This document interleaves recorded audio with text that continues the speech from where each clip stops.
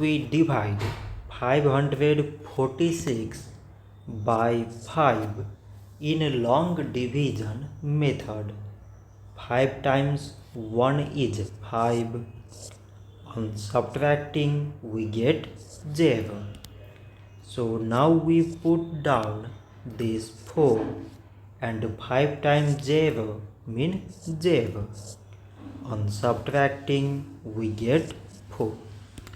So now we put down this 6 and it is 46. 5 times 9 is 45. On subtracting we get 1. So now we have no any other number to put it down. So we take here decimal so that we put 0. So it is 10 and 5 times 2 is 10.